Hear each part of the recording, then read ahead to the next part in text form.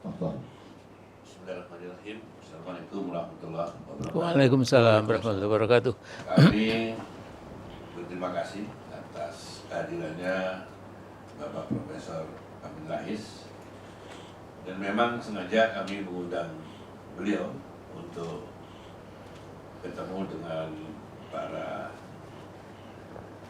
anggota DPD RI, kebetulan di sini dari Komite 1, karena selama beberapa minggu yang lalu kita sempat melihat Pak Amin Rais sempat mengatakan intinya sadar kalau pada saat amandemen 99 sampai 2002 itu terjadi kekeliruan. Di sini kami tidak akan mengajak Pak Amin Rais berdebat atau bagaimana, tapi justru kami hanya ingin menerima masukan-masukan dari Pak Amin Rais, apa yang harus kita lakukan dari DPD RI ini, sedangkan kita selama ini sudah bergerak memperjuangkan mengembalikan Undang-Undang Dasar 45 sesuai dengan naskah aslinya. Dan itulah yang kita sengaja mau minta ilmunya dari Pak Profesor, bagaimana caranya supaya itu bisa berjalan dengan lancar.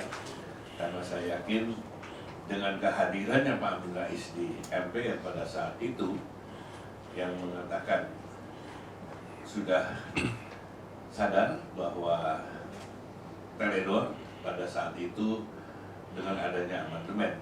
Tapi saya melihat di balik itu apa yang disampaikan oleh Bambang Susatyo pada saat itu berbeda dengan apa yang ada di dalam isi hatinya Pak Amin Rais. Justru itu kami sengaja mengajak Pak Amin Rais ke sini untuk membuka semuanya. Jadi bukan dituntun oleh saudara Bambang Susatyo untuk mengaksi ke sini.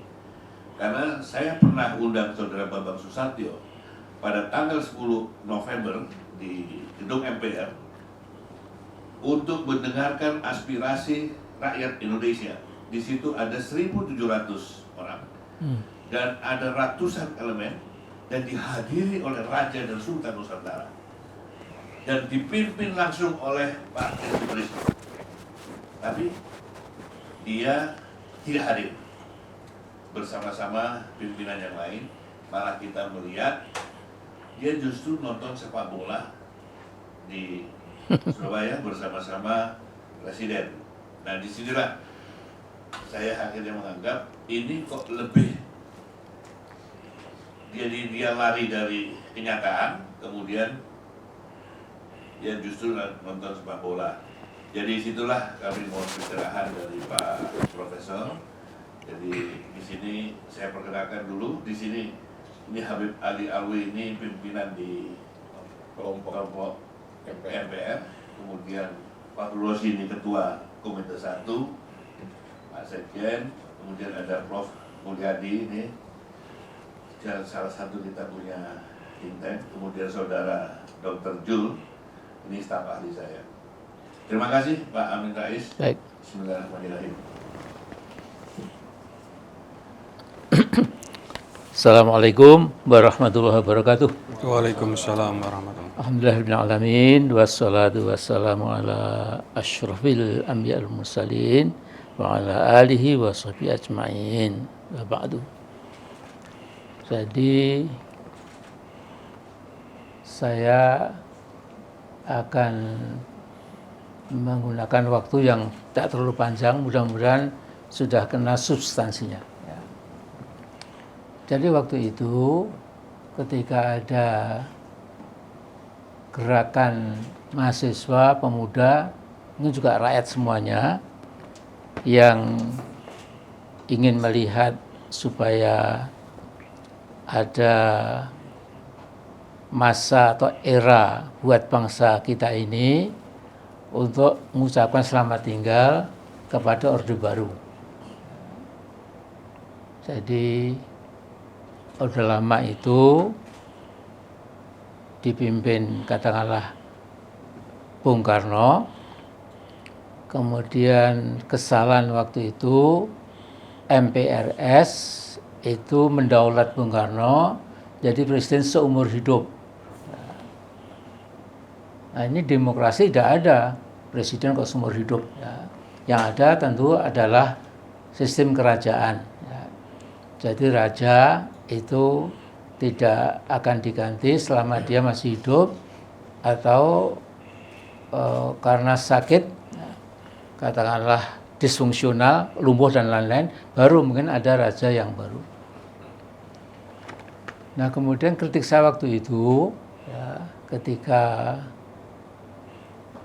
Orde Baru muncul, ya, saya mengatakan bahwa Pak Harto lepas dari segala keberhasilan jasanya kepada bangsa kita ini, ya, pernah memimpin negeri ini sampai swasembada pangan dan lain-lain harus kita akui. Kemudian juga dalam konsolidasi kekuatan militer kita, saya kira Pak Harto juga sangat paham waktu itu karena beliau juga seorang jenderal gitu. Ya. Tapi kemudian kritik saya adalah bahwa kemudian semua kritik yang mengarah kepada Pak Harto walaupun keikhlas dan rasional, tapi kemudian oleh Pak Harto lepas dari itu, kita tetap hormat pada beliau, ya. Itu lantas reaksi beliau itu adalah mengkritik saya sama dengan mengkritik negara. Dan beliau juga punya definisi demokrasi Pancasila. Demokrasi Pancasila itu cirinya adalah tidak ada oposisi. Sehingga oposisi itu memang dibungkam, ya. Tidak ada press freedom, tidak ada orang berani menyampaikan kritik, ya. Sehingga ada pameo lelucon bahwa orang Indonesia itu kalau sakit gigi harus ke mana? Harus ke Singapura, ya. Karena kalau sakit gigi kan buka mulut, padahal orang nggak boleh buka mulut dan lain-lain. Ya. Bahkan ada cerita di Pak Habibie, ini cerita yang lucu saja gitu. Katanya mungkin nggak pantas lah ya, silakan. Artinya sangat pribadi lah ya. Saya kembali kepada yang ditanyakan oleh Bapak Ketua DPD, ya, Pak Senior Haji Mahmud Lanyala Mataliti itu, ya. Saya sudah kenal beliau lama sekali, ya. Terutama sering tadi saya katakan ajak makan malam enak-enakan. Nah, kemudian begini, ya.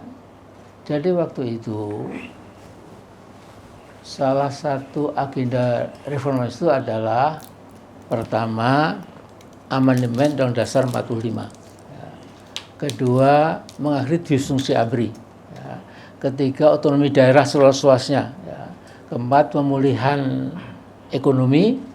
Dan yang kelima, itu mengembalikan ABRI ke Barak dengan cara tidak ada disfungsi lagi. Ya. Dulu itu sangat aneh, ya, teman-teman TNI atau ABRI itu, ya, itu tidak ikut pemilihan umum, tapi punya 20% kursi, ya, di DPR RI. Ya. Jadi bapak-bapak nggak lupa itu. Jadi kita ini pernah menjalani sebuah demokrasi yang sangat lucu, ya, karena dimanapun yang menjadi anggota DPR itu harus dipilih, ya, lewat pileg itu. Ya. Itu dimanapun, ya. Tidak ada lantas ada peraturan, ada sekelompok anak bangsa, siapapun kelompoknya itu, kemudian diberi 20% kursi gratis. Ya. Nah, sehingga waktu itu saya bicara kepada Pak Lejen Hari Sabarno, kebetulan dulu teman Pandu Sulfaton, sama-sama satu kampung gitu. Mas Hari, ini apa-apaan ini gitu. Gak pahamin, percaya TNI itu juga dari rakyat untuk rakyat, jadi kita menyadari kesalahan kita ini, tetapi ini seperti matahari itu kalau mau tenggelam kan tidak fajar kemudian langsung tenggelam.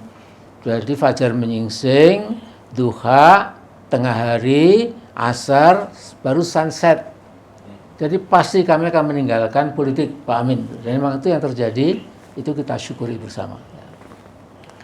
Nah kemudian memang karena waktu itu salah satu tuntutan reformasi itu adalah melakukan amandemen Undang-Undang Dasar kita itu yang terlalu singkat, ya, banyak sekali nggak diatur di sana, ya, terutama masalah jabatan presiden itu bisa dipilih berulang kali, gitu.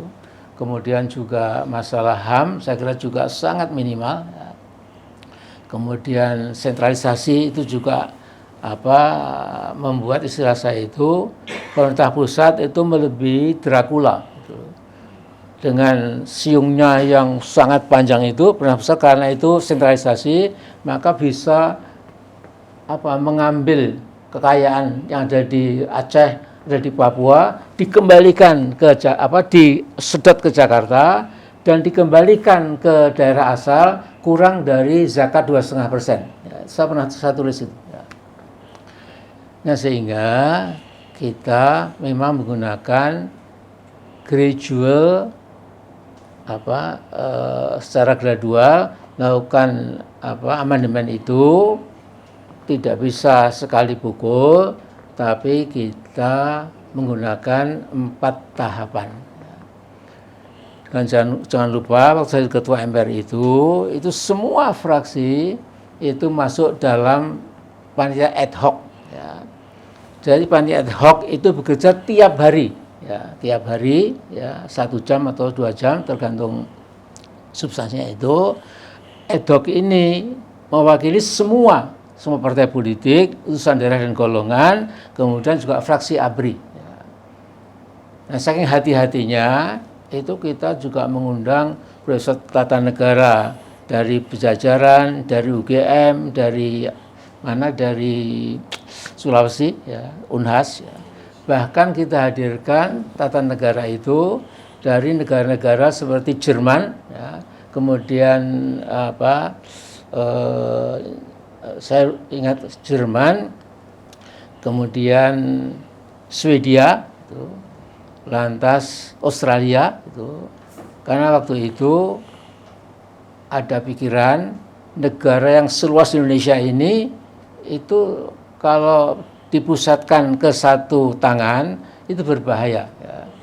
Jadi bagaimana kita membuat seperti sistem federal, tetapi dengan otonomi daerah yang diperluas. Nah jadi maksud saya Bapak-Bapak itu 4 kali perubahan itu setelah panitia ad hoc itu selesai, kemudian pada waktu MPR sidang pleno, ya, lengkap. Ya. Jadi waktu itu kita tiap tahun sidang MPR, ya, nggak seperti sekarang ini, ya, sesuai dengan aturan undang-undang juga. Istimewa itu kalau diperlukan, kalau tidak itu setiap tahun sekali harus sidang. Ya. Nah, dalam sidang itu kemudian kita sodorkan Bapak-bapak, Ibu-ibu anggota MPR yang terhormat, sekarang di depan Bapak itu sudah ada naskah yang tadi malam sudah disampaikan ke kamar hotel masing-masing. Jadi tentu Bapak Ibu tidak pergi ke pasar baru atau kemana-mana, tapi tentu karena wakil rakyat sudah baca semua. Betul nggak? Betul. Nah sekarang saya tawarkan bahwa Ibu-ibu yang sudah dicetak miring itu harus disepakati oleh panitia ad hoc gitu. Sementara yang masih lurus, ya, tidak garis miring, itu kita tunda sampai tahun yang akan datang. Kemudian setuju, langsung setuju Pak, saya matok sudah setuju gitu. Nah saking cepatnya itu ya sudah Bapak Ibu kita akan bicara lagi. Ya, sekarang masih terlalu pagi, kalau makan siang juga masih lama. Jadi silahkan minum rokok, tuh jalan-jalan, ya, tapi nanti jam 10 datang lagi. Saya wartawan itu berhubung Pak Amin kok cepat sekali, Anda kan juga lihat toh cepat sekali gitu. Ya. Bahkan Pak Gini waktu itu Pak Amin, maaf Pak Amin, saya kan juga udah didengkot politik gitu. Tapi itu apa resepnya tadi? Loh resepnya kan juga kan kita sepakati, kita bicarakan, kemudian terbuka lantas tinggal ketok palu. Ya. Nah ini cerita sampingan. Ya. Waktu itu ada kekuatan politik yang tidak suka sama saya, kan udah almarhum, namanya lupa saya. Ya.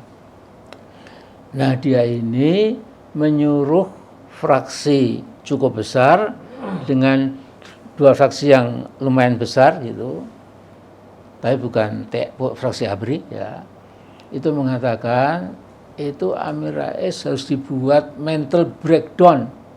Masa mimpin MPR seenaknya, padahal nggak seenaknya. Nah kemudian pokoknya diinterupsi terus, nanti dia akan mental breakdown, dia akan jatuh gitu. Nah saya sudah diberitahu dari intelijen yang perlu saya, Pak Amin ini perintah dari itu, Pak Amin mau diguncang-guncang dengan interupsi gitu. Nah saya kan punya Allahu Akbar, jadi saya sholat tahajud, kemudian saya dari rumah resmi ketua MPR itu, saya cuma mendoa, Rabbi adkhilni mudkhala sidqin wa akhrijni mukhraja sidqin wa ja'alni min ladunka sultanan nasira.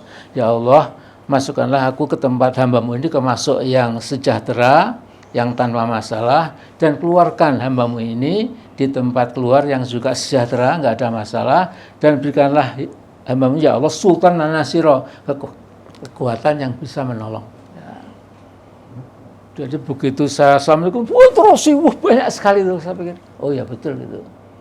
Saudara, Bapak Ibu MPR terhormat, ini disiarkan langsung di TVRI, RRI dan lain-lain, terutama di TVRI, ini Bapak sekarang kelihatan tuh. Ya. Masa belum apa, diterupsi itu apanya? Gitu. Nanti lah kalau sudah bicara, nggak setuju buat interupsi gitu. Jadi tolong ya, saya diberi waktu, ini kan hanya untuk membacakan agenda selama 10 hari kita bermusyawarah ini. Setelah itu nanti akan kita mulai lagi jam 10 gitu. Ada interupsi enggak? Enggak ada Pak. Terus jalan Pak, jalan. Nah kemudian waktu itu masih ada interupsi gitu, kemudian saya penet ini kan kita punya itu ya, dan dia cuma nggak terdengar. Pak Ketua kok nggak fair, kok suara saya nggak, ya karena suara Anda itu sudah menyalahi kesepakatan kita bersama gitu. Dan setelah itu saya temui dia, Bung Anda tadi ngapain sih? Semua sudah setuju Anda interupsi itu. Pak Amin, supaya saya muncul Pak Amin, daerah konstituen saya itu kan lihat itu. Cuma itu Pak Amin. Itu kan juga lucu, jadi memanfaatkan waktu supaya konstituennya itu sudah bersuara gitu. Dari jauh lah. Nah itu Pak, jadi itu pengalaman ya. Nah kemudian memang saya sangat setuju ya. Nah, jadi kalau ada kesalahan saya itu, yang saya anggap itu adalah bahwa MPR yang tadinya punya kekuatan politik nomor 1 karena memilih dan memilih dan melengsarkan presiden, itu istilah saya melucuti dirinya sendiri. Ya. Dikasihkan langsung ke rakyat, one man, one vote, one value. Nah, kebodohan atau kenaifan saya dengan teman-teman itu setuju. Jadi begini,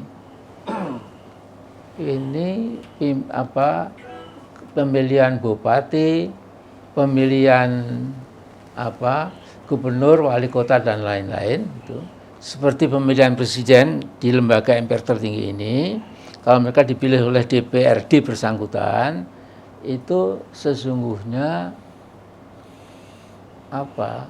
kurang demokratis, karena yang memilih itu kan cuma wakil yang ada di DPRD masing-masing, kalau Indonesia di MPR. Nah, kalau mau demokratis betul, itu MPR jadi lembaga tinggi tanpa tertinggi, lembaga tinggi seperti DPR, seperti Mahkamah Agung dan lain-lain ya. Jadi nanti kita berasumsi tidak mungkin ada kekuatan ya yang bisa membeli suara rakyat yang 180 juta yang kotak pilih itu ya. Kalau satu suara dibeli dengan sekian ratus ribu barangkali ya, menjadi 80 triliun. Nah, jadi kita tetap di MPR saja gitu. Ya teman-teman, Pak Amin, tapi itu kurang demokratis. Jadi gini Pak Amin, kalau demokratis itu tidak bakal ada kekuatan oligarki atau kekuatan cukong dan lain-lain yang bisa membeli suara dari Sabang sampai Merauke, karena itu perlu puluhan triliun gitu. Sehingga waktu itu ya sudah, kalau gitu MPR cabut kekuasaan tertingginya itu, diberikan ke rakyat, one man, one vote, one value. Ternyata, nah itu kebodohan kita, soal 100 triliun pun tidak ada masalah. Yang dipertaruhkan adalah puluhan ribu triliun negeri yang kaya sekali ini ya. Kemudian itu yang lantas tidak kesadari ternyata itu bisa. Jadi orang dengan puluhan triliun rupiah itu bisa memenangi pemilihan presiden.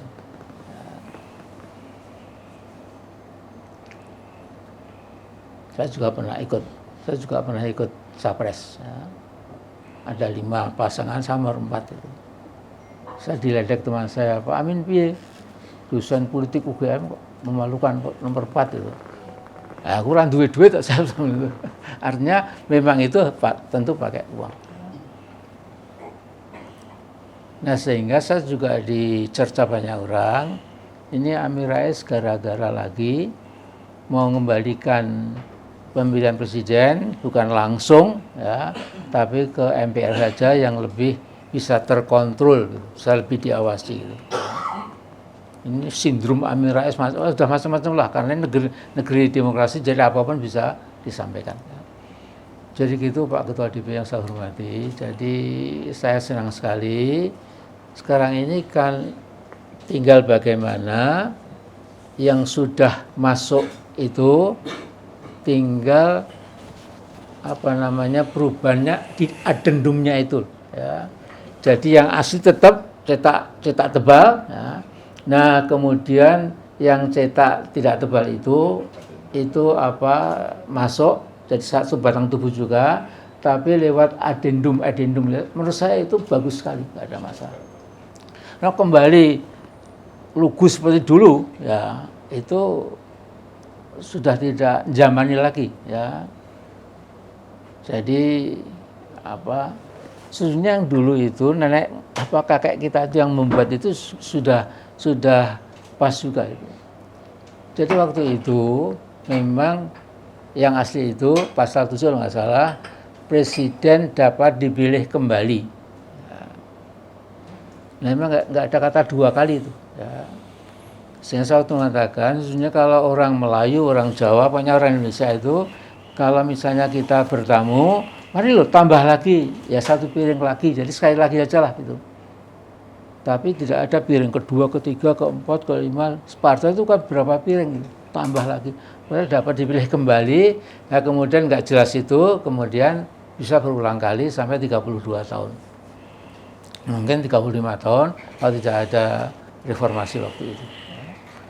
Nah, sekarang terpulang kepada kita semua, ya, ini adalah negara demokrasi, harus bisa lebih maju kalau betul-betul keran, ya, pertukaran pikiran itu dibuka. Jadi ada pepatah Prancis itu berbunyi des ox des opinions yeli la vérité. Dari perbenturan opini nanti akan muncul verite, kebenaran yang lebih unggul. Ya. Jadi kita jangan takut dengan musyawarah terus saja, nanti mesti akan muncul sesuatu yang lebih anggun, lebih kuat ya, karena pertukaran pikiran itu. Ya. Nah, kemudian kritik saya Pak, memang DPD itu kan senat. Ya. Jadi kalau di Amerika itu yang di bawah itu House of Representative, House of Representative, yang di atas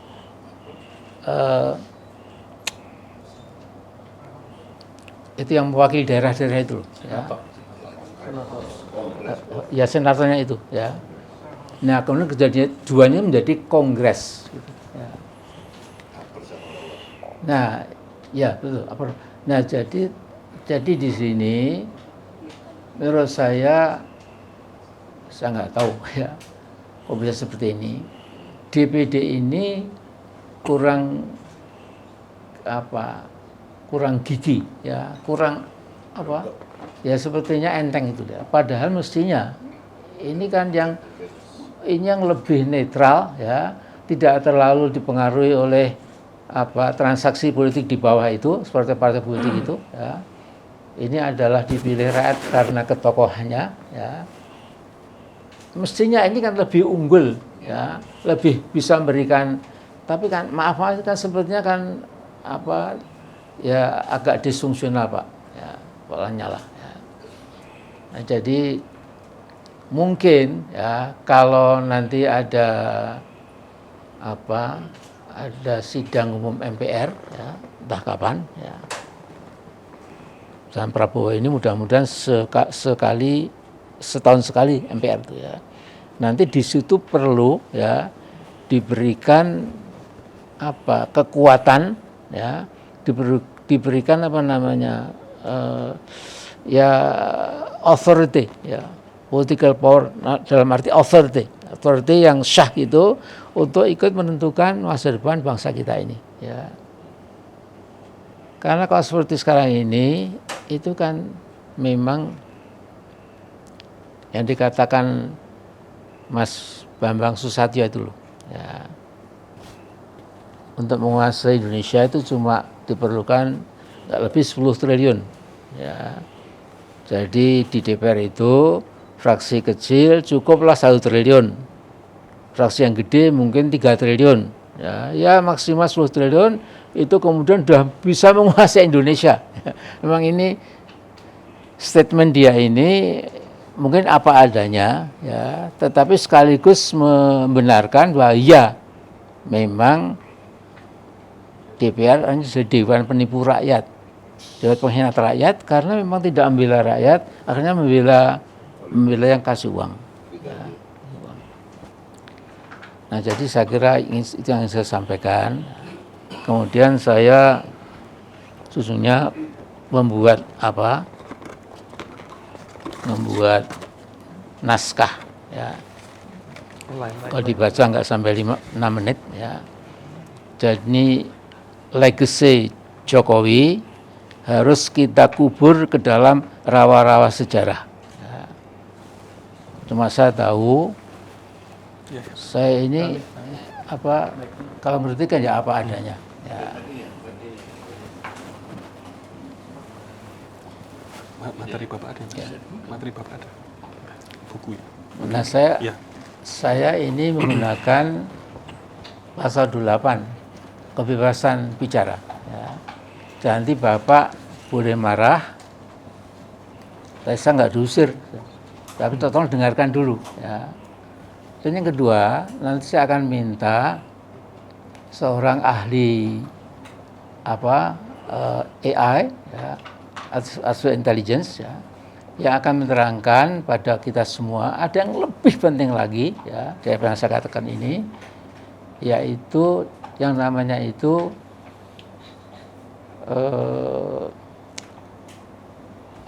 imperialisme digital ya, digital imperialism ya. Nanti kita akan dibuka wawasan kita. Kemarin ketika pusat data nasional itu diserang, sampai sekarang juga masih delay ya. itu hanya serangan yang tipis sekali. Ya. Nanti Pak Edo nanti itu bisa dengan ilmunya, memang dia pakar di situ ya. Dia mengatakan sesungguhnya kita ini sudah di tangan, maaf ini RRC. Ya. Seluruh data kita itu sudah diambil oleh Huawei itu. Ya. Jadi Amin Rais sukanya makan apa, sering pergi kemana, bajunya apa macam-macam, keluarganya apa, itu semua sudah ada.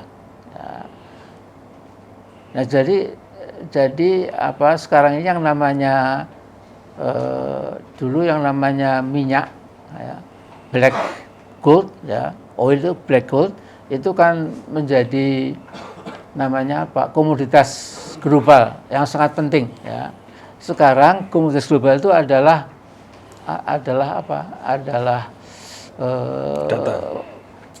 data, ya, semua orang, not a single man yang lepas gitu. Ya. Nah jadi nanti biar kita dengar sebentar saja, ya mungkin 6 menit gitu. Nah, yang di sini saya cuma mengatakan ya bahwa 20 Oktober tahun 2024 ini Pak Jokowi turun panggung setelah berkuasa selama 10 tahun. Banyak yang memujinya, tapi banyak juga yang mengkritik, bahkan ingin melihat Presiden ke-7 ini dibawa ke pengadilan dan peradilan hukum secara subjektif mungkin. Ya. Di atas panggung politik nasional terlihat dengan jelas Pak Joko Widodo itu di tahun-tahun terakhir kekuasaannya menyembunyikan 2 ambisi, kampungan dan gila-gilaan, yaitu mencoba membangun nepotisme dan dinasti keluarga yang bertentangan diametral dengan sistem demokrasi, tentu juga menabrak konstitusi. Ya. Jokowi lumayan licik, cerdas dan lihai, sehingga bisa mengkooptasi DPR RI sebagai yes man institution atau lembaga non-inggih sendiko dawuh. Celakanya sebagian besar wakil rakyat itu menjadi jongos Jokowi dan sekaligus mengkhianati rakyat yang telah memilih mereka dan lain-lain. Nah, jadi memang suara dalam dan luar negeri, terutama dalam negeri itu yang makin saya perhatikan tiap kali saya menyelidiki mengikuti perkembangan itu, ya memang ada 2 pendapat, ya. Jadi nanti setelah Pak Jokowi turun 20 Oktober, kemudian ya rakyat kita harus mikul dhuwur mendem jero, ya. Dasarnya kita ingat tinggi-tinggi kesalahannya, kekhilafannya, dosanya kita kubur dalam-dalam. Ya. Dan belum pernah memang ada presiden yang kemudian dibawa ke pengadilan. Alhamdulillah. Ya. Nah, cuma sekarang ini kita nggak tahu, ya, karena mungkin tadi kata Pak Lanyala tadi, sekarang ini yang namanya angkatan muda, milenial itu juga cerdik-cerdik gitu, ya. Sehingga orang seperti saya sudah sunset gitu, tapi saya mengikuti perkembangan, ya. Jadi bisa saja gitu. Ya. Bahkan saya mengatakan sebuah insult to human intelligence, yaitu adalah penghinaan pada kecerdasan manusia, itu adalah mengejawantah dalam IKN. Ya. IKN itu saya ke sana luar biasa, pasti mangkrak. Ya. Tapi sampai sekarang masih terus saja mengatakan nanti itu bandara VVIP sudah sanggup 1 Agustus pendaratan Boeing, Airbus dan lain-lain. Kemudian nanti padahal sekarang ini ya saya mengatakan, Mas Jokowi, kalau Anda mau ngantor 1 Juli di IKN Nusantara, itu ngantor di mana? Ya. Gedung Presiden itu belum 50%, ya. Masih tangeh lamun dalam bahasa Jawanya, ya. Kemudian dia mengatakan, ya kalau belum selesai akan ikut PUPR, ya. Kan rumah menteri kan juga saya bisa ngantor di sana gitu. Nah, kemudian PUPR Pak Jokowi iya bisa, tapi akhirnya kan belum tentu naik juli itu gitu ya. Nah, jadi ini memang luar biasa. Sehingga mengatakan ini pembodohan ya buat bangsa ini dan ini menghina kecerdasan bangsa Indonesia. Ya. Nah, saya kira message yang kedua adalah MPR monggo kalau mau memperbaiki lagi di mana-mana yang tidak pas itu bisa dihilangkan, ini bukan kitab suci ya. Kemudian kalau dimasukkan presiden harus orang Indonesia asli, saya juga setuju ya. Itu kan saya juga tidak ngeh ya karena banyak sekali faksi dan lain-lain ya. Sehingga begitu sudah agreement ya saya ketok palu gitu. Ya, bukan berarti semua atas saya karena kan saya cuma mengatur lalu lintas ya, kemudian suara minoritas yang saya ketok palu itu dan lain-lain ya. Nah, jadi saya kira itu ya. Kemudian Pak Edo ya, sebentar saja ya. Ya Pak, silakan Pak ya. Bismillahirrahmanirrahim. Assalamualaikum warahmatullahi wabarakatuh. Jadi saya ditugasi Pak Amin untuk menyampaikan terkait satu situasi yang mungkin belum banyak kita sadari. Jadi ini kaitannya bahwa sesungguhnya kita ini menapaki jalan menuju imperialisme digital. Jadi izin Pak Lanyala dan segenap pimpinan DPD yang lain, ada banyak data, untuk itu saya print outkan, bisa sembari dibaca bersama-sama. Jadi saya mungkin berangkat dari satu fakta ya, faktual gitu ya, bahwa Indonesia ini satu populasi yang besar di mana 80% rakyatnya ini sudah terpenetrasi oleh internet. Jadi kita sangat intens. Kemudian artinya itu 80% tadi itu rata-rata mengakses internet 7 jam 42 menit ya. Kemudian di ASEAN kita adalah pasar ICT yang terbesar di ASEAN ini. Tapi kita juga punya isu kekurangan pekerja ICT. Jadi proyeksinya itu hingga 2030 kita akan kekurangan hingga 9 juta pekerja ICT. Nah, kemudian saya ingin berangkat dari situasi yang agak aktual bahwa kita dengar Pusat Data Nasional ini kemarin tanggal 20 tumbang ya. Mati, mengalami bukan gangguan tapi itu serangan yang hingga hari ini, hari keempat itu belum pulih. Pusat Data Nasional ini ya, diinisiasi beberapa tahun yang lalu dan sedang dibangun ya. Dari 4 pusat data rencana itu, ini masih dalam tahap pembangunan. Dan pusat data ini menyimpan lebih dari 400 data instansi. Ada 56 kementerian dan setingkat, dan ada provinsi, ada kabupaten kota. Ya. Sehingga kemarin ketika ini tumbang, ya, karena serangan tadi, itu kemudian data imigrasi itu bukan hanya terganggu, tapi hilang, tidak bisa diakses. Dan kemudian ada terjadi ngantri ya, mengular di bandara sana sehingga terganggu. Ini baru dari satu instansi, termasuk MPR dan DPR itu datanya hostnya juga di Pusat Data Nasional. Nah, yang ingin kami sampaikan adalah bahwa serangan ini ya, ini skalanya masih kecil ya. Ada potensi serangan dan ancaman yang jauh lebih besar dari ini yang bisa terjadi kapanpun. Ya. Terlebih serangan ini bisa didorong atas muatan politik. Gitu. Jadi kalau menurut pandangan saya dan beberapa kawan-kawan, serangan ini lebih kira-kira kelasnya swasta, ya bukan yang melakukan negara. Gitu. Serangan apa yang terjadi pada Pusat Data Nasional ini? Ini lebih ke arah ransomware istilahnya, dalam bahasa yang sehari-hari, bahasa mudah dipahami, ya kira-kira kunci menuju pintu Pusat Data Nasional itu, tapi bukan dalam arti fisik ya, tapi aksesnya itu diganti oleh yang melakukan serangan ini, kemudian data-datanya itu diambil, dan kemudian dinamakan ransomware karena nanti akan minta ransom atau tebusan tipikalnya. Dan ini memang recovery-nya butuh lama, karena kuncinya ini adalah bentuknya enkripsi yang hanya bisa dibuka oleh yang melakukan serangan. Nah, baik, kemudian saya juga ingin menyampaikan beberapa aspek ya, beberapa situasi yang sekarang ada di negeri kita ini terkait dengan kehidupan digital kita.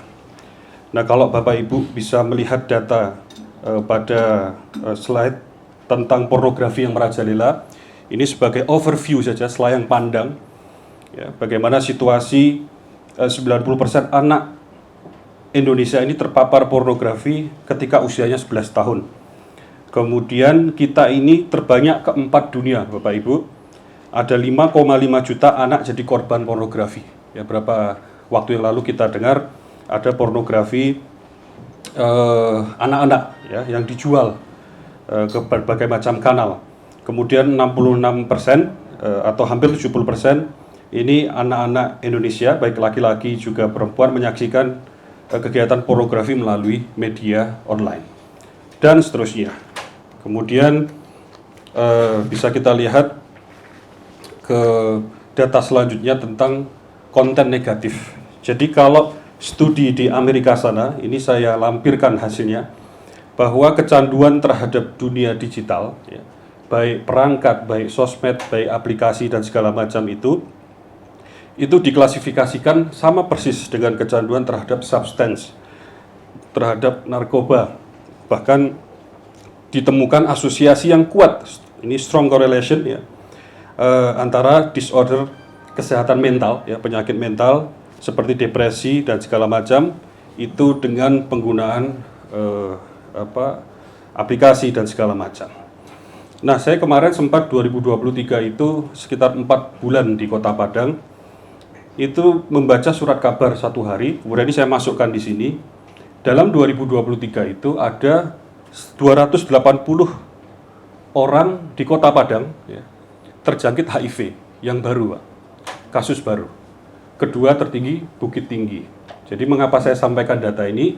Karena kita tahu ini Kota Padang, Sumatera Barat relatif religius ketimbang wilayah yang lain. Kenapa ada angka HIV baru sampai 280 kasus dalam satu kota saja di Kota Padang? Ternyata dinas di sana melakukan kajian dan menemukan karena disebabkan praktik LSL, laki-laki suka laki-laki. Setelah dilakukan kajian lebih jauh, LSL ini disebabkan karena pengaruh konten yang ada di sosial media. Ya. Kemudian kita lihat juga ada homogenisasi budaya yang merusak, yang joget-joget tidak karuan barangkali. Kemudian ada anak-anak remaja menghadang bus atau truk ya, sehingga terlindas, itu karena demi konten di TikTok dan segala macam. Nah, ini ada data bahwa kita ini kecanduan HP tadi 7 jam 42 menit dan lain sebagainya. Nah, kemudian judi online, Pak, ini yang sedang menjadi pembahasan, walaupun sudah sering juga kita sampaikan dalam forum-forum berbagai macam. Judi online di negeri kita ini ya, ini dari 3 website saja itu nilainya sampai 1 triliun rupiah. Baru 3 website ya. Kemudian ada satu temuan bahwa transaksi di Indonesia ini untuk judi online sampai 600 triliun. Dan ini ada satu data baru kemarin kita temukan, ada 5 negara dengan pemain judi online terbanyak dan Indonesia itu yang tertinggi, nomor 1. 2,7 juta warga negara RI yang aktif begitu ya untuk judi online, itu mayoritas adalah anak muda. Jadi Indonesia tertinggi dalam bermain judi online di seluruh dunia. Seluruh dunia. Selanjutnya ini ada satu data lagi terkait pinjaman online. Ya, semua ini data yang insya Allah penting kita sampaikan untuk membangun perspektif bahwa kita sesungguhnya sedang terjajah tadi. Jadi pinjaman online ini ya, 2024 belum selesai, kita Pak masih pertengahan, itu sudah 61 triliun sampai Februari 2024 saja. Kemudian ada 178 akun unik, artinya ada 178 pengguna pinjaman online di Indonesia, Pak. Di antaranya itu 18 juta, ya 178 juta. Ya. Di antaranya 18 juta itu peminjam aktif, ya 73% dari Pulau Jawa. Kita lihat eksesnya itu ya, ada 25 orang bunuh diri sepanjang 2023 yang terdeteksi, ya, itu karena gagal bayar pinjaman online dan lain sebagainya. Dan kemarin ada data bahwa yang banyak pinjam itu juga tidak jauh dari kalangan guru. Nah, kemudian yang terakhir, untuk menambah perspektif kita, bahwa sekarang zamannya belanja online, Ibu Bapak sekalian. Tahun 2021 itu nilai belanja online 401 triliun rupiah di Indonesia. Kemudian diproyeksikan 2025 1.872 triliun. Tapi ini data dari pemerintah sendiri, ternyata 90% produk yang dijual adalah produk luar negeri. Produk impor khususnya produk asing. Nah, jadi ini model ekonomi komprador. Ekonomi di mana kita hanya menjadi alas untuk kepentingan asing. Lalu Bapak Ibu kalau melihat pada slide apa yang menyebabkan ini semua kira-kira. Jadi penyebabnya pertama adalah karena kita tidak punya kontrol terhadap kehidupan digital kita.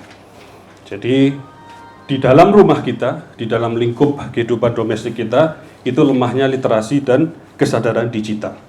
Sehingga anak-anak kita dan segala macam itu screen time-nya, ya, mengakses tadi, itu menjadikan adiksi dan seterusnya. Mudah terpapar konten negatif dan lain seterusnya. Kemudian dari sisi pemerintah, ya, ini yang kemudian lebih penting, lemahnya regulasi. Jadi kita Bapak Ibu belum ada undang-undang yang utuh, ya, yang mengatur seluruh kehidupan digital tadi. Yang ada sekarang itu masih berserakan, terpisah-pisah. Ada yang mengatur tentang pelindungan data pribadi, ada yang mengatur tentang UU ITE dan segala macam, yang itu dibuat sendiri-sendiri, tidak terintegrasi, ya. Jadi kajiannya tidak menjadi satu gitu. Sehingga urusan seperti konten-konten negatif tidak ada sensornya, sehingga kita lihat di Kota Padang tadi kita temukan data seperti itu. Pinjol begitu bebas, judi online begitu mudah, tidak tersentuh, ya. Kemudian belanja online juga tidak pro produk dalam negeri. Nah, sekarang masuk pada hal penyebabnya yang lebih penting lagi. Ini karena kita memberikan karpet merah terhadap proyek digitalisasi oleh asing, khususnya China. China itu punya program namanya Belt and Road Initiative, jalur sutra. Di samping itu dia punya program namanya DSR, Digital Silk Road, jalur sutra digital. Ternyata di Indonesia ini, data tahun 2022, itu sudah membangun 41 proyek raksasa digital di Indonesia. Ini yang banyak belum kita tahu. Jadi infrastruktur digital, jaringan internet yang ada di Indonesia, ini sebagai contoh, Palaparing itu adalah jaringan fiber optik, ya, sepanjang 35.000 km. Ini yang dibangun China salah satunya adalah Simpul di sebelah timur, menyambungkan Kalimantan, Sulawesi, Maluku Utara, dan negara-negara asing, negara-negara di luar Indonesia di sekitar itu. Panjangnya 1.600 km yang membangun adalah China. Fiberstar itu menghubungkan 90 kota, kemudian ada 3.000 km menghubungkan Jakarta, Surabaya, kerjasama dengan swasta Indonesia, itu yang membangun juga China. Ada pusat-pusat data, ada 73 aplikasi pada tahun 2020, jadi TikTok itu milik China. Kemudian 2016, impor perangkat ICT kita dari China itu mencapai 6,3 miliar dolar US dan lain sebagainya, ya. Ini untuk menggambarkan, data-data ini untuk menggambarkan bahwa sesungguhnya kita sudah sedemikian expose, sudah sedemikian rapuh karena membayangkan, menghubungkan dengan serangan tadi yang menimpa PDN tadi, Pak. Itu hanya serangan yang mengambil kunci, mengganti kunci sehingga kita pemilik kunci itu tidak bisa masuk. Bayangkan China tadi yang menguasai 1.600 km simpul internet di Indonesia Timur, atau Fiberstar tadi 3.000 km Jakarta dan Surabaya, itu kalau mau hari ini, ya, mereka menghentikan layanannya, menyetop seluruh arus internet yang lewat situ, nanti jam 13 gitu. Kita bayangkan WhatsApp mati, kita bayangkan belanja online mati, kita bayangkan pendidikan terganggu. Jadi mungkin ekonomi akan lumpuh, komunikasi lumpuh, mungkin dalam masalah kolaps atau lumpuh kita sebagai bangsa itu hanya menghitung jam saja. tidak lebih dari mungkin berapa kali 24 jam. Dan itu sangat mungkin terjadi di mana China dengan politik Lebensraumnya yang ekspansionis ini itu berusaha menjadikan standar digitalisasinya itu lewat proyek DSR. Proyek DSR ini sangat besar di 5 negara, salah satunya di Indonesia. Jadi Bapak bisa lihat di slide ini ada 41 proyek yang sudah dilakukan. Ini 2022 yang hitam ini, Pak. Ada 13 proyek telekomunikasi besar, Pak. Ada satu proyek Smart City, kemudian ada 7 proyek jaringan 5G, ada 2 proyek pusat data, tadi disampaikan oleh Pak Amin. Sekarang itu ada istilah yang menguasai data, itulah yang menang, kan gitu. Kemudian juga ada 3 proyek e-commerce, ya. Kemudian ada 4 proyek fintech, ya, untuk pembayaran di bank dan segala macam, dan juga ada 11 proyek tadi fiber optik. Jadi potensi ancaman yang ingin kita sampaikan pada pagi hari ini adalah karena infrastruktur digital kita ini dikuasai oleh China, maka mereka dengan mudah menguasai data kita tadi. Setiap individu di ruangan ini bisa diprofil dengan mudah oleh asing, oleh China di sini. Tadi Bapak sampaikan, mereka tahu persis hari-hari kita. Mereka tahu persis bahkan makanan kesukaan kita, dan lain sebagainya. Jadi ini bahaya jika data sudah di tangan mereka. Kemudian, sekali lagi saya sampaikan, serangan yang menumbangkan PDN hanyalah skala kecil jika dibandingkan potensi seandainya mereka mematikan palaparing atau juga Fiberstar. Tadi internet mati, WhatsApp mati, Google mati, belanja online mati, komunikasi mati, ekonomi lumpuh, jadi kolaps hanyalah masalah waktu. Lalu apa yang harus kita lakukan, Pak? Gitu. Ini sebagai penutup. Jadi yang harus kita lakukan tentu dari sisi masyarakat kita bisa melakukan berbagai macam gerakan atau inisiatif, ya, untuk membangun kemandirian. Dalam arti aplikasi-aplikasi WhatsApp versi kita sendiri, aplikasi belanja online yang seharusnya 90% produk dalam negeri, aplikasi pencarian dan segala macam itu yang lebih menyesuaikan kebutuhan di Indonesia. Nah, dari sisi pemerintah dan juga DPR, ya, ini kita perlu membangun infrastruktur digital secara mandiri. Jadi fiber optik yang tadi kami sebutkan 1.600, 3.000 km dan lain sebagainya itu seperti jalan raya. Jadi kita tidak mungkin membayangkan jalan raya di depan sini itu adalah jalan raya milik namanya jalan raya Beijing yang bisa setiap kapanpun di waktu, setiap kapanpun diatur gitu ya, siapa yang masuk, siapa yang lewat, kapanpun bisa ditutup. Jadi kita harus punya infrastruktur digital yang utuh di bawah kendali kita. Termasuk tadi aplikasi-aplikasi itu harus kita bangun sendiri, sehingga kita punya kedaulatan data, tidak diambil oleh asing. Kemudian untuk itu perlu political will, ya, untuk membuat satu regulasi besar dalam bentuk undang-undang yang saat ini tadi masih terpisah-pisah. Jadi ini bisa didorong oleh pemerintah dan DPR. Demikian, Pak, yang bisa saya sampaikan. Harapannya ini menjadi satu overview bersama kita terhadap situasi terkini kita yang harus segera kita antisipasi bersama. Terima kasih, saya kembalikan. Assalamualaikum warahmatullahi wabarakatuh. Jadi, Pak Kepala DPD yang saya hormati, saya cintai, jadi kami sudah menyampaikan beberapa masalah kebangsaan yang perlu kita lakukan bersama. Saya tidak secanggih anak muda karena sudah angkatan tua, ya. Tetapi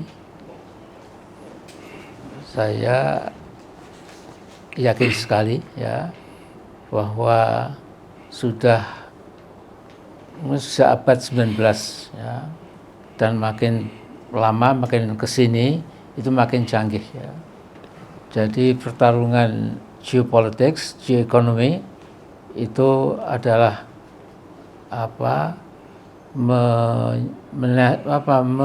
mengajarkan kita bahwa kita sebagai bangsa nomor 4 terbesar di muka bumi itu kalau serba kalah dalam teknologi informasi, dalam AI dan lain-lain, bisa kita bayangkan apa yang disampaikan Bung Karno dulu bisa jadi kenyataan. Ya. Bung Karno mengatakan bangsaku, bangsa besar, bangsa Indonesia kalau kalian tetap bodoh, tidak bisa menyongsong tugas masa depan, kamu sekarang akan jadi a nation of coolies, bangsa kuli, ya. Dan coolies among nation, kuli di antara bangsa-bangsa, ya. Jadi ini yang saya kira harus kita pahami, ya. Saya sudah 80 tahun lebih, jadi saya mungkin tidak menangi, ya, tapi saya ingin sekali selama saya masih hidup ini ada perbaikan lah, ya. Jangan sampai kita ini kepala kita dipegang-pegang oleh bangsa asing dan kita cuma nunak-nunuk itu. Dan saya punya data, ya, bahwa memang Pak Jokowi ini from the very beginning, from day one, itu pikirannya bagaimana Boeing kepada Bapak asuh Cina, namanya Xi Jinping. Ya. Jadi begitu Pak Jokowi dilantik, itu 3 hari kemudian tidak pergi ke Malaysia atau ke Singapura atau ke negara tetangga, tapi langsung ke Beijing. Ya. Dan selama 5 tahun dia 10 kali ke Beijing. Ya. Dan setiap kali membawa pesan-pesan yang pasti menyudutkan kita. Ya. Nah, jadi saya ingat waktu Aidit mau kudeta, Aidit itu pergi ke Beijing, kemudian ditemui oleh Zhou Enlai, kemudian juga ketemu Mao Zedong. Ya. Mao Zedong mengatakan, Aidit, kamu komunis muda, kalau kamu mau kudeta, hati-hati, itu militer TNI, dia nyebutnya militer Indonesia, nggak suka kepada komunis, jadi hati-hati, kamu jangan sampai digulung. Ya.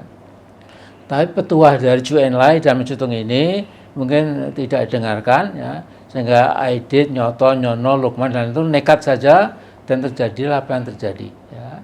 Nah, tapi saya tahu, ya, bahwa komunis itu ada daytime komunis, ada night komunis. Jadi ada komunis malam hari, ada yang siang hari. Yang siang hari itu yang punya KTP kelihatan, ya, tapi yang malam hari ini yang luar biasa. Ya. Nah, jadi kita ingat di DPR kita ini ada seorang dokter Ciptaning, Rifka Ciptaning itu yang mengatakan kebangkitan PKI itu a matter of time. Ya.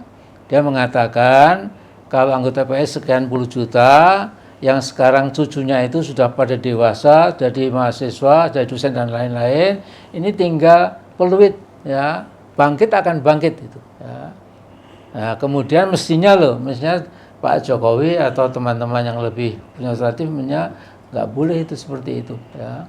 Sehingga itu memberikan kesempatan yang luar biasa. Kemudian begini terakhir nih, ya. Saya ini kan suka melihat keadaan dunia ini, ya. Memang kalau kita melihat bagaimana ulang tahun Rusia, bagaimana ulang tahun Cina, itu Bapak nanti malah lihat di Google itu, ya. Jadi Communist Anniversary in China itu nanti luar biasa, ya. Jadi bendera pahlawan itu berkibar-kibar, ya. Tank-tank, kemudian peluru kendali itu semua palu arit, sehingga ini dampaknya ke PKI Indonesia, wah, cuma di sini saja kita nggak punya kesempatan tuh. Saya kalau dengan melihat Rusia yang tetap masih komunis gitu, kemudian Cina, ya, ini dengan Bapak-bapak, saya betul-betul sebel dan agak marah kalau orang mengatakan tidak ada lagi PKI, itu sudah kuno, itu PKI kuno. Cina aja sudah kapitalisme sekarang, mana mungkin komunisme kok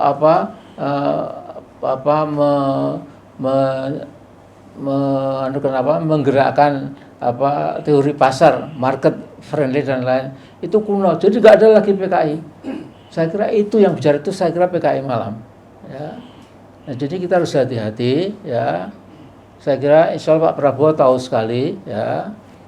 Pak Prabowo pernah mengatakan, tapi yang dulu Mas Amin, kalau saya nanti menang Mas Amin, yang pertama-tama itu akan saya sisir semua TK asing dari Cina itu, karena sebagian mereka tentara-tentara, ya, yang sudah akan berhitung untuk menjajah kita ini, ya. Kemudian kalau saya keliru, yang keliru Gatot Nurmantio, Pak Gatot pernah bilang sama saya, Mas Amin, untuk kurun waktu hampir 1 tahun lebih itu bandara Halim Perdana itu dimatikan CCTV-nya itu ya. Kemudian nanti dari China itu akan turun ya seperti Hercules lebih besar lagi. Yang turun itu adalah kontainer-kontainer isinya senjata laras panjang, kemudian juga tentara-tentara itu kemudian pergi entah kemana nggak tahu ya. Nah, sehingga dikatakan di Bogor mungkin ada senjata disimpan, di Bandung, apalagi yang di luar Jawa ya. Jadi saya ngomong saya tanggung jawab ya, jadi nanti bisa diundang tuh Pak Gatot itu supaya lebih terangan lagi ya. Kemudian Pak Gatot kan diganti cepat, belum masanya sudah diganti ya.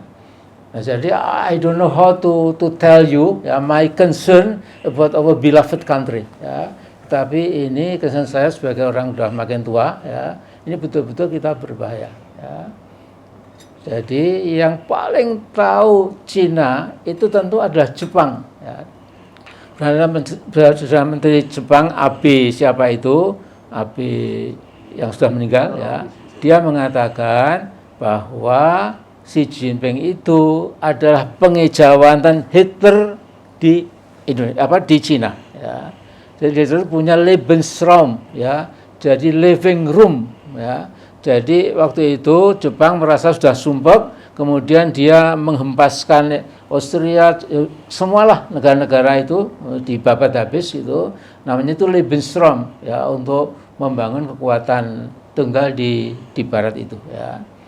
Nah jadi Pak Abe ini saya kira yang paling otoritatif ya. Kemudian kalau kita buka di Google itu, ya, klik saja gitu, Lebensraum China, nanti akan muncul banyak sekali ya, artikel-artikel dari India, dari Amerika dan lain, bahwa ini berbahaya. Ya. Nah, kemudian saya agak khawatir negeri ini 10 tahun oleh Pak Jokowi memang diarahkan lebih merunduk ke sana. Ya. Jadi ya saya bisa cerah lagi, tapi udahlah pokoknya Bapak tinggal mengunggah saja ya, dari Google itu udah lebih dari cukup ya. Kemudian saya dengan New York Times, Asia Pacific Wall Street Journal dan lain-lain, memang itu ya.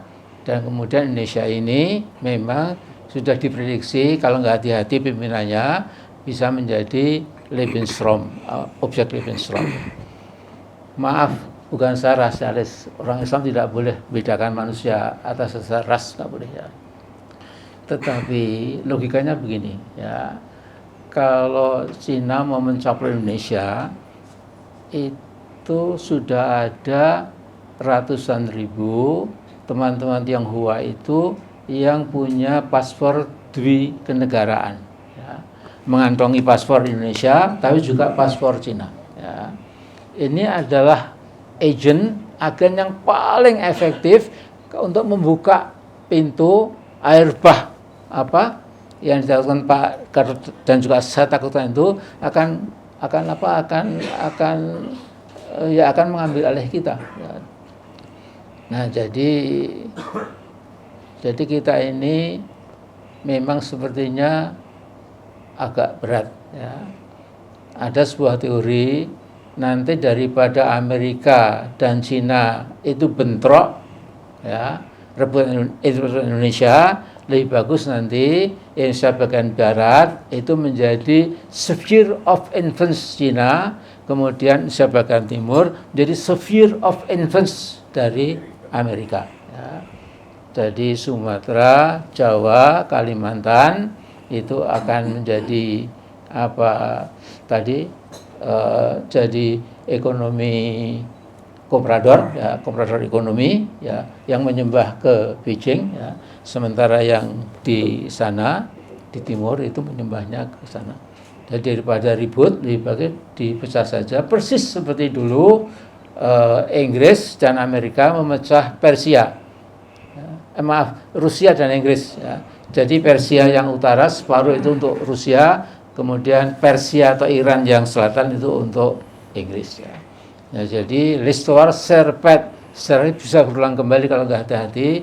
Maka seperti ini mungkin harus jadi kajian, terutama saya kira Pak Lanyala ini bisa membuat tim lah ya, tim dari pakar ekonomi, pakar politik, pakar strategi, pakar geopolitik dan lain-lain, kemudian disajikan ya dari mulutnya DPD. Saya kira akan menggelegar. Kalau cuma Amin Rais, apa itu Amin Rais, sudah kuno lah, sudah out of date ya.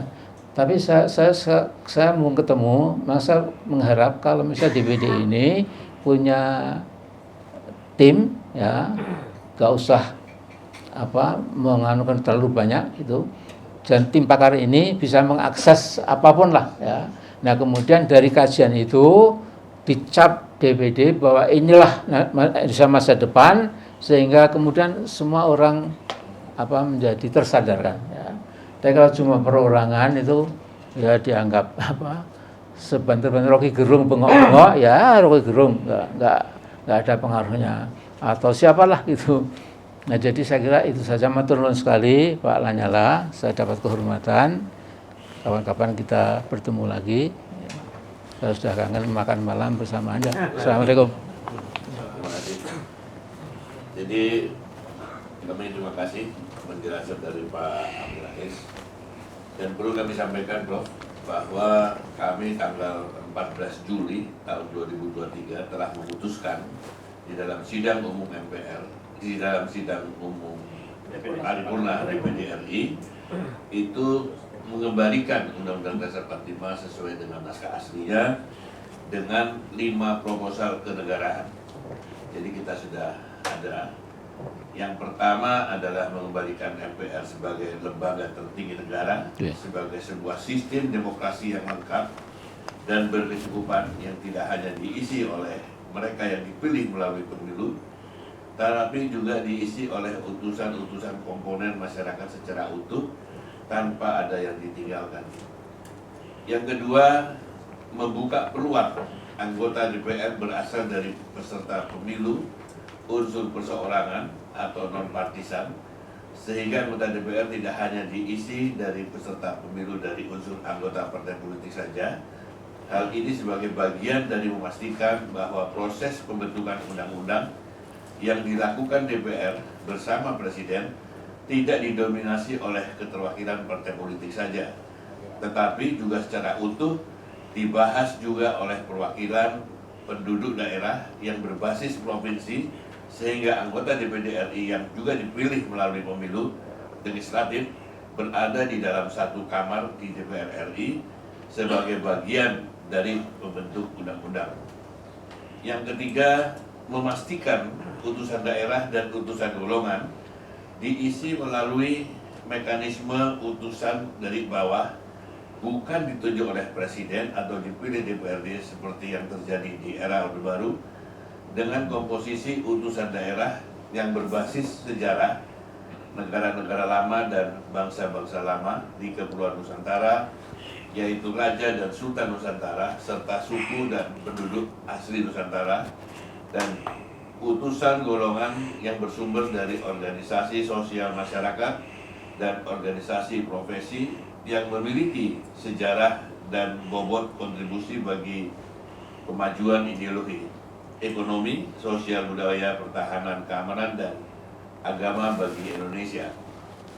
Yang keempat, memberikan wewenang untuk pemberian pendapat kepada utusan daerah dan utusan golongan terhadap materi rancangan undang-undang yang dibentuk oleh DPR dan Presiden, sehingga terjadi mekanisme keterlibatan publik yang utuh dalam pembahasan undang-undang di DPR.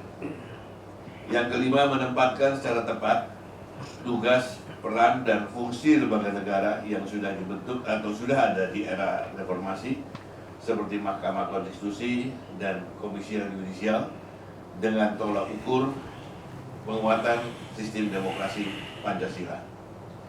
Jadi kami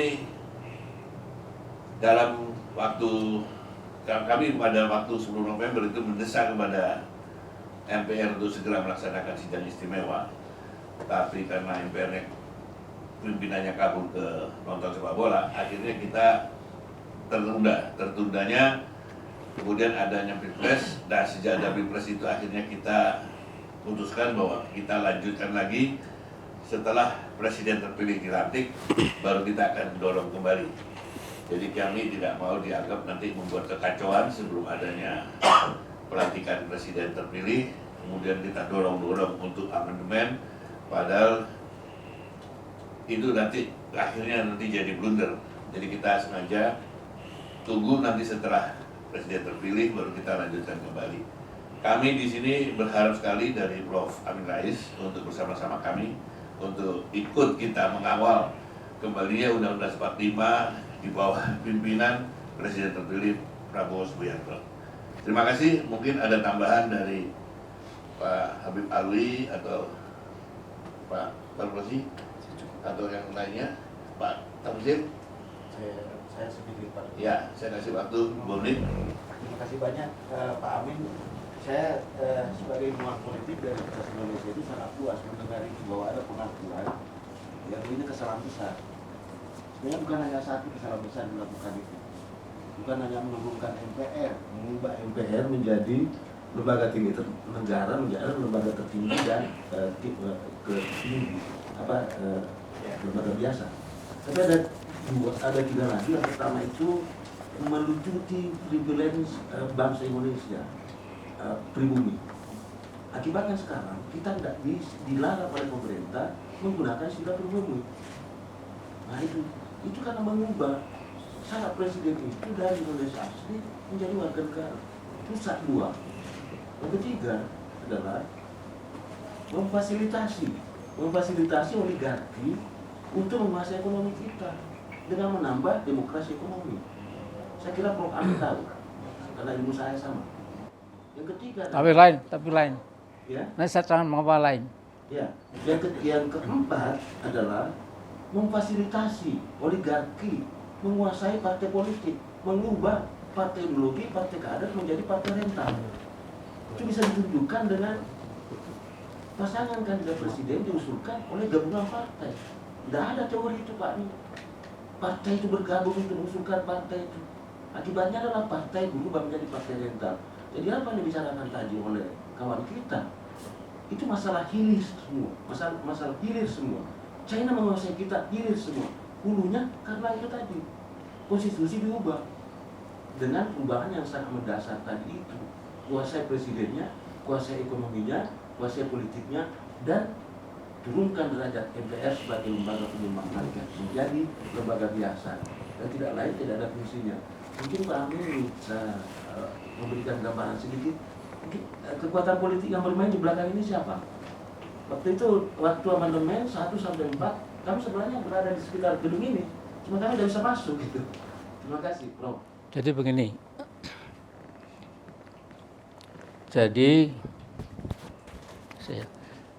Jadi ada istilah yang kita sudah sering mendengar. Ya. Jadi hubungan manusia dengan senjata itu tergantung kualitas manusianya. Ya. Jadi the man behind the gun. Ya.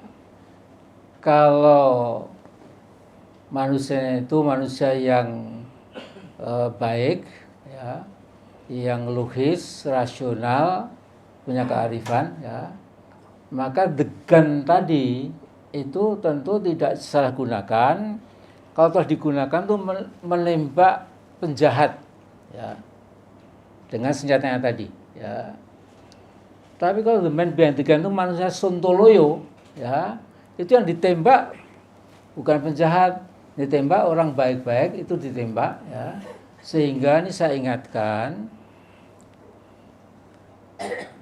Undang-Undang Dasar itu bisa dibuat sesempurna mungkin menurut pikiran kita, tapi kalau manusianya menjalankan Undang Dasar yang indah dan mulia dan katakanlah hampir sempurna itu manusia sontoloyo, ya, bisa dibeli, keduniaan yang dipikir, kemudian 4 kelemahan yaitu power, sex, money, and fame, ya, ya sama saja Pak.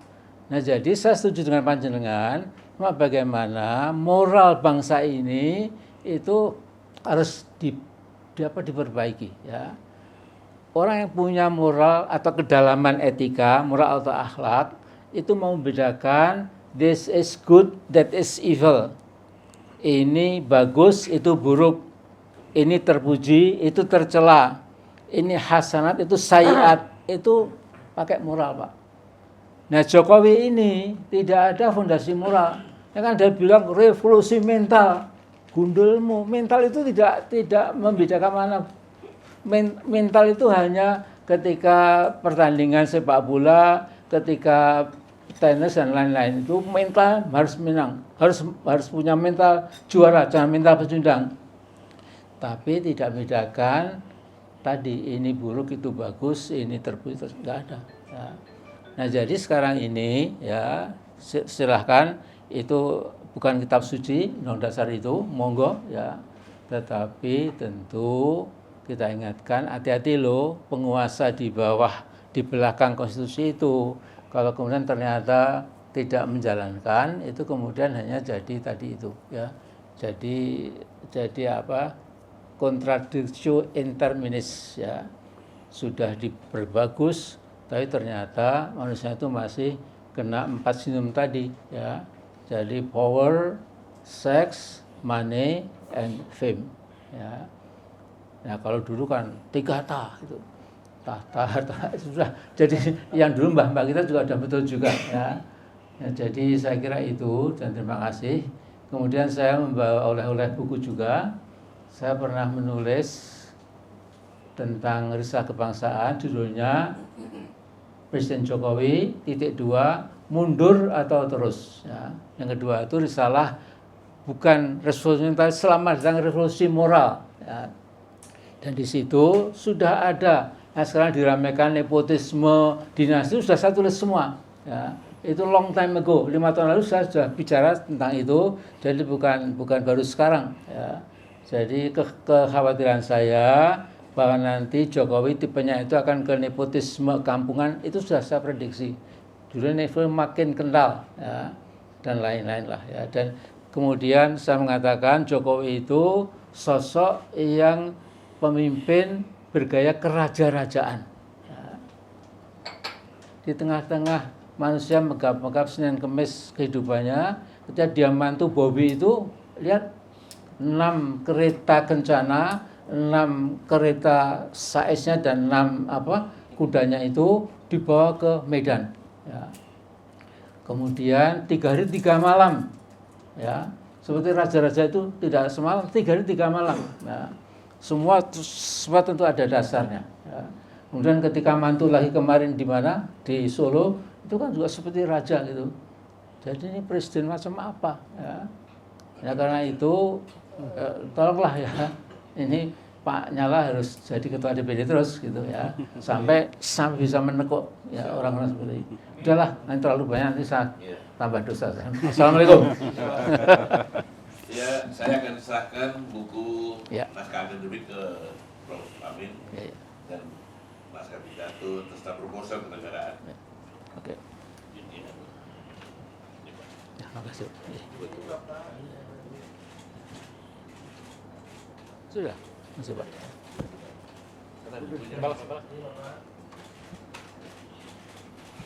Mundur atau terus? Kita ambil yang merah aja itu. Ayo kita ambil yang merah. Ayo Pak Sabu. Nggak tahu, Mas. Ayo perjuangan. Iya. Siap. Iya. Kalau tangan kanan nggak apa-apa, kalau kiri PKI. Kalau kanan Pancasila. Iya. Saya matur nuwun sekali Pak. Nggih, nggih. Oh iya. Sudah. Jalan terus ya. Iya Pak. Siap. Enggak, jadi